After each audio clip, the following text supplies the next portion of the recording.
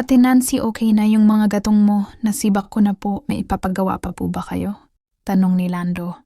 Isang binatilyo na anak ng kapitbahay namin na kumare ko. Ako si Nancy, 34 years old, may asawa, may 2 anak na babae. At ito ang aking kwento ng romansa, pag-ibig at pakikipagsapalaran sa buhay. Ilang taon na din ang lumipas, ngunit sariwang-sariwa pa sa alaala ko ang lahat. Kung paano nagsimula na ako ay nahulog at umibig. Nang husto sa lalaking nagmahal din sa akin. Nang totoo. 18 years old ako nang ligawan ang mga magulang ko ni Kuya Ariel. Oo, Kuya Ariel. Ang tawag ko sa kanya dahil 10 years ang agwat ng edad namin. 28 years old na siya nun. Sabongero kasi ang tatay ko at amo niya si Kuya Ariel. Kumbaga, kay Kuya Ariel ang mga manok na nilalaban nila at kapag nananalo ay may pera sigurado si tatay galing kay Kuya Ariel. Maraming utang si tatay kay Kuya Ariel. Hindi ko alam kung bakit lumaki ng ganun ang utang niya. Basta yun, ang nadidinig ko sa usapan nila ni nanay. Bata pa lang ako ay madalas nang bisita ni tatay si Kuya Ariel. Siya ang madalas lapitan ni tatay kapag may problema siya. At yun siguro ang dahilan kung bakit siya nagkautang ng malaki. Sa lugar namin isa lang. Ang naging kasama ko palagi at naging matalik kong kaibigan. Yun ay si Eloisa. Mas matanda ito sa akin ng 1 taon.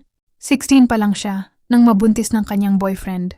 Ngunit hindi ito pinanagutan. Sa madaling sabi ay single mom si Eloisa. Ang anak niyang lalaki ay pinangalanan niyang Lando.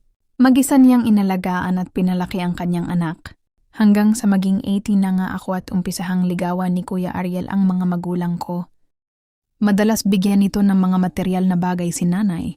Pera, masarap na pagkain at kung ano-ano pa. Kay tatay naman ay mga mamahaling alak. Madalas siyang painumin ni Kuya Ariel. Simula't simula pa lang kasi ay kinamulatan ko na ang pagiging manginginom ni tatay.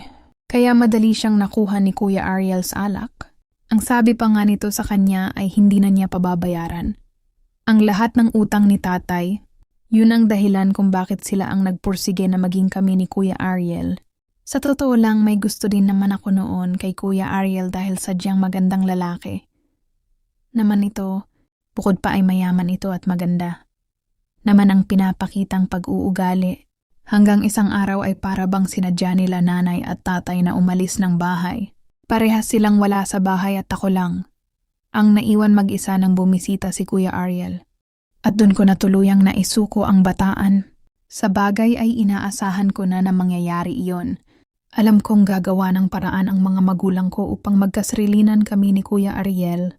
Sa laki ba naman ng tinatanaw nilang utang na loob? Mahal kita Nancy, saad ni Kuya Ariel sa akin habang nakaupo kami sa sofang kawayan sa loob ng aming bahay. Hindi ako sumagot, nahihiya pa kasi ako nun. Ngunit bigla na lang ay inilapag niya ang kamay sa aking hita. Napaigtad ako ng bahagya niyang haplusin iyon at nagdala yon. Nang matinding init sa akin. Kuya Ariel, baka dumating sila tatay, mahinang saad ko. Huwag kang mag-alala Nancy, matagal pa uuwi ang mga yon. Para bang siguradong sigurado si Kuya Ariel na hindi pa uuwi sila nanay at tatay. Sa bagay alam ko din naman yun. Kunwari lang ako na nag-aalala upang pigilan siya sa gagawin niya. Pero ang totoo ay nagugustuhan ko din ang mga haplos niya. Sa init ng kanyang mga palad, wala pang kahit sinong lalaki ang nakahipo ng aking balat. Si Kuya Ariel pa lang at hindi ko maikakailang nagugustuhan ko yon. Hanggang sa tuluyan na nga siyang naging hayagan sa mga nais niyang gawin.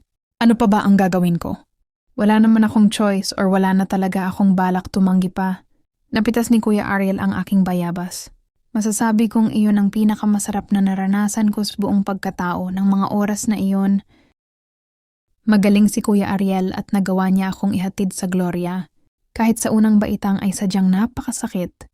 Nang makarating naman kami sa pintuan, ng langit ay walang kapantay na ligaya. Ang aking nadama, matapos naming mag-akyat panaog sa tuktok, ay nahiga kami at nagpahinga. Hindi siya lumabas ng aking silid hanggang abutin kami ng gabi. Para bang hindi nakadarama. Nang pag-aalala na baka abutan kami nila tatay. At yun na nga ang nangyari. Dumating sila nanay at tatay. Walang takot na lumabas. Nang silid ko si Kuya Ariel. Nang madinig sila nanay at tatay. Maya-maya ay tinawag na din ako ni nanay at doon na pinag-usapan ang aming kasal Agad naman akong pumayag. Hindi na nila pinatagal pa. Agad kaming naikasal ni Kuya Ariel. Isinama niya ako sa bahay nila sa Maynila at doon naman kami walang sawang nagpalitan ng aming mga pulot gata. 2 linggo kaming nanatili doon bago niya ako ibalik sa amin. Naging maayos naman ang pagsasama namin at ilang buwan lang ay nakabuo na kami ng aming unang supling. Tuwang-tuwa sila nanay at tatay nang malamang nagdadalang tao ako.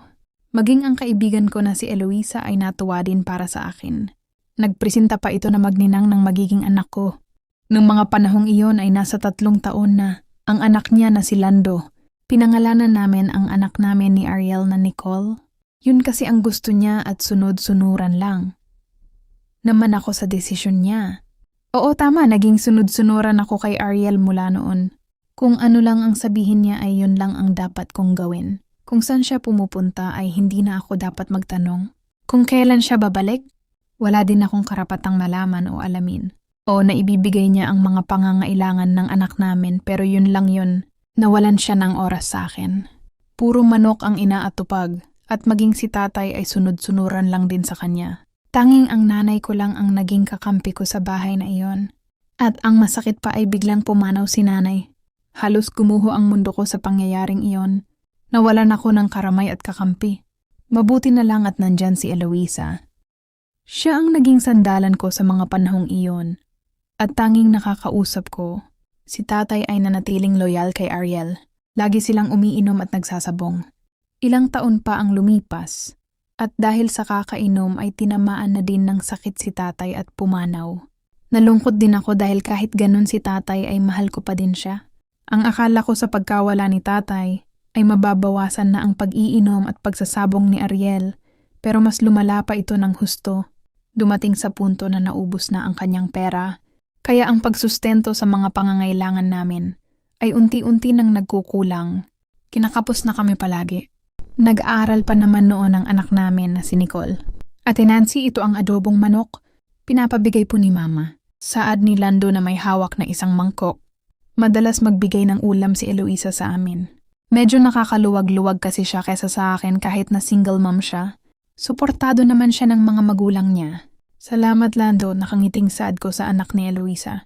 Si Lando sa pagkakaalala ko ay nasa 14 years old na ng mga panahon na yon. May kalakihan ng bulas nito na namana daw sa kanyang ama. Kaya hindi mo aakalaing 14 anyos pa lang ito. Ang anak ko na si Nicole ay mahigit 10 years old pa lang noon. Ate Nancy, baka may gusto kayong ipagawa. Wala naman Lando, bakit mo natanong? Nakita ko po kasi kayo nung isang araw na nagsisibak ng gatong at mukhang hirap na hirap kayo at pagod na pagod. Kung gusto niyo po ako na ang magsisibak ng gatong para sa inyo. Nakangiting sahas ni Lando. Napatawa ako sa sinabi niya. Haha, ikaw talaga Lando, manang-mana ka sa mama mo. Mabait at matulungin ka din. Si Ate Nancy naman Tawanan ba naman ako seryoso po ako. Hay naku Lando, mag-aral ka na nga lang at baka magalit pa ang mama mo. Pag nakita kang nagsisibak ng gatong, biro ko dito. Kinabukasan nagising ako sa ingay sa labas ng aming bahay. Ingay ng nagsisibak ng kahoy o mga panggatong. Maaga pa noon kaya nagtaka ko. Imposible namang ang asawa ko ang gumagawa noon. Isa pa ay hindi umuwi si Ariel kaya alam kong hindi siya ang nagsisibak. Nang tignan ko ay nagulat ako nang makita ko si Lando. Hoy Lando, anong ginagawa mo dyan? Nakita niyo naman po diba Ate Nancy? Nagsisibak po ako ng panggatong, piloso pong sagot nito. Alam ko nagsisibak ka. Ang ibig kong sabihin bakit mo ginagawa yan? At ang aga pa Itigil mo nga yan bata ka. Baka magalit ang mama mo. Naku, hindi na po ako bata Ate Nancy. Kaya ko na nga pong gumawa ng bata. Nagulat ako sa sagot niya. Pilyong bata sa isip-isip ko pa. Dahil mukhang hindi pa papigil si Lando ay hinayaan ko na lang siyang tapusin ang sinisibak niya. Pero nang bandang tanghali ay lumipat ako sa bahay nila para kausapin si Eloisa. Ayaw ko kasi isipin niya na inuutusan ko ang anak niya na magsibak ng gatong. Ay naku Mare, wag mo ngang intindihin yon.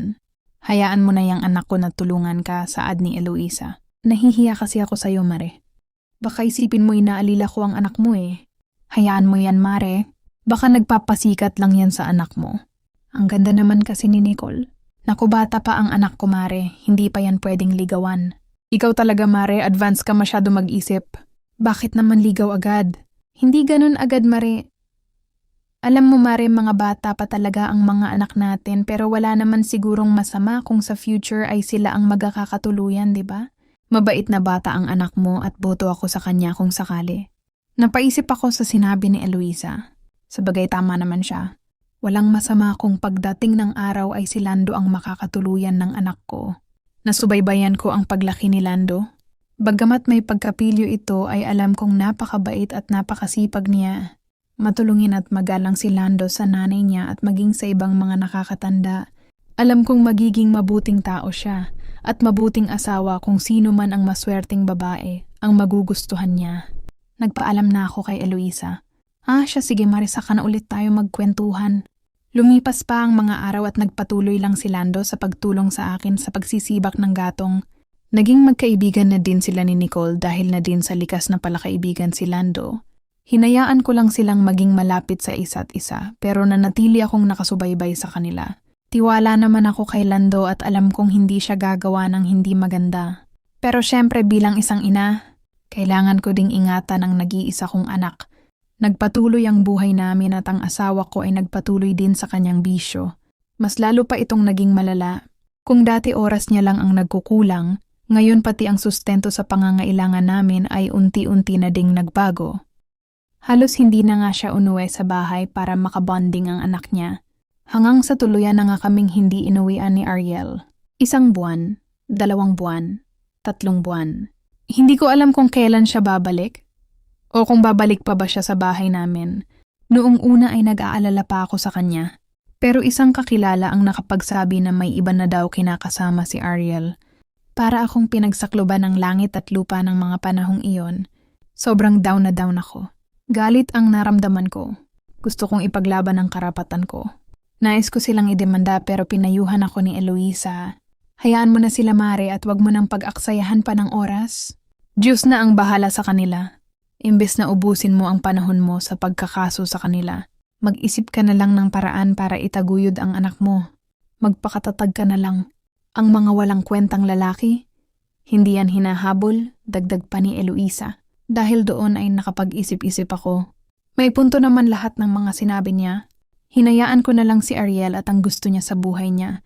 Naplatuloy ako sa buhay at naghanap ng pagkakakitaan habang nasa likod bahay at kumukuha ng mga bagsak na sanga ng malalaking puno. May mga bagsak din na puno na hindi gaanong kalakihan.